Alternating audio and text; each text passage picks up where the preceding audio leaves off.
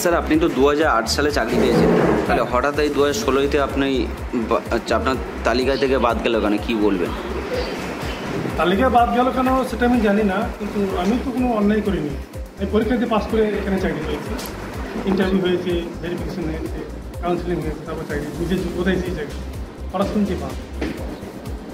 কেন বাদ হলো আমি জানি না, তবে শুনছি খবর কাগজের মাধ্যমে যে অযোগ্য লোকদের বাঁচাতে যোগ্যদেরকে বলে দেওয়া হবে। আপনি তো 2008 সালে চাকরি পেয়েছিলেন। হ্যাঁ, 2008 সালে ফার্স্ট এসএসসি। তারপর কি আপনি ট্রান্সফার করেছিলেন চাকরি? চাকরি বলতে সেই সময় ট্রান্সফার ছিল না, উচ্চশ্রী বা কোনো ক্লাস ছিল না। আমি পরীক্ষা দিয়ে ট্রান্সফার নিয়েছি, এসএসসি পরীক্ষা দিয়ে ট্রান্সফার নিয়েছি। আচ্ছা, এটাই কাল হলো, এখন শুনছি আমি চাকরি হবে। মানে এসএসসি পরীক্ষা দিয়েছিলেন আপনি? 2016 মানে ট্রান্সফার করার জন্য? ট্রান্সফার করে। সংসার চলবে কীভাবে বা কিছু? বিশাল আর্থিক সংকট, মানসিক চাপ, সামাজিক সমানানি সব কিছুই হবে। এই যে পরীক্ষা চলছে, এই সময় 7 জন টিচার চলে গেলে ছেলে মেয়েদের পরীক্ষায় খুব অসুবিধা হচ্ছে। 2টো করে রুমে দেখা যাচ্ছে একজন টিচার সেখানে গার্ড দিচ্ছে। এতগুলো টিচার স্কুল থেকে চলে যাওয়া, এই যে ছেলে মেয়ে, এদের খুবই অসুবিধা হচ্ছে পরীক্ষা চালানোর ক্ষেত্রে। পরেও অনেক অসুবিধা হবে, ক্লাস চলাকালীন রুটিন হয়ে আছে, তাদের ক্লাসগুলো কীভাবে চলবে এই নিয়ে স্কুলগুলো খুব তো সমস্যায় ভুগছে। প্রায় তো আরও বেশি স্টুডেন্ট? হ্যাঁ, আরও বেশি, আমাদের প্রায় 3000-এর কাছাকাছি স্টুডেন্ট। আচ্ছা, একটু সমস্যা হচ্ছে? হ্যাঁ, খুবই সমস্যা হচ্ছে আর হবে তো। মন তো খারাপ লাগছে আপনাদের? খারাপও লাগছে, পাশে সহকর্মী সে আজ আসছে না, আমরা ডিউটি করছি, পাশের চেয়ারটা খালি, দেখতেই তো খুব ভারাক্রান্ত আমরা সবাই, খারাপ লাগছে আমাদের। ঋতুভঙ্গ হাই স্কুলে আজ মাত্র 26 জন শিক্ষক শিক্ষিকা রয়েছে, যেটা পর্যাপ্ত নয়। গত পরশু সুপ্রিম রায়ে 7 জনের চাকরি চলে গেছে। আজকে স্টাফ রুমের পরিবেশ ভীষণ থমথমে।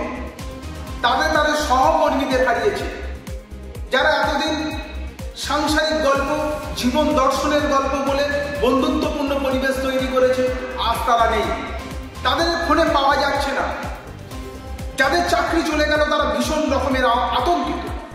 তারা ইএমআই দেবে কি করে, তারা সংসার চালাবে কি করে, সরকারের কাছে হাত পাতবে, ভাতাজীবী হবে, এই আশঙ্কায় তারা দিন গুনছে। যে শিক্ষক শিক্ষিকারা প্রতিদিন স্কুলে আসতেন আগামী দিনের সুনাগরিক তৈরি করবে বলে, যে শিক্ষক শিক্ষিকারা নিজের সাথে সাথে একটা সুন্দর সুষ্ঠু পরিবেশ প্রদান করেছিল এই এলাকায়, আজ তারা আর নেই। তারা কিভাবে জীবিকা অর্জন করবে, দিন কাটাবে, সেই নিয়েই ব্যস্ত। এই লজ্জাকার, এদেরকে এভাবে বঞ্চিত করা হলো কেন? ঠিক কাদেরকে বাঁচানোর জন্য এদেরকে বঞ্চিত করা হলো? শিক্ষামন্ত্রী আর জেলে একসময় বলতে শোনা গিয়েছিল যে এই সিদ্ধান্ত কালেকটিভলি ডিসিশন, পার্থ চ্যাটার্জির একার নয়। যে এই বক্তব্যের প্রণেতা সে আজ কোথায়?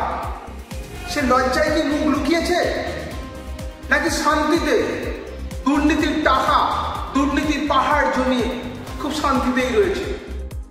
মিথ্যে প্রলোভন তৈরি করছে।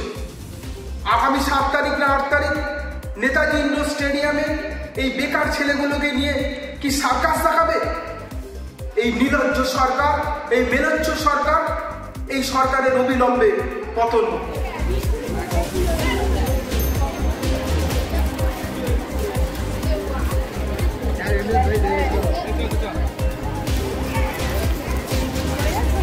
হ্যাঁ, এবার চলে যাচ্ছি দিদি।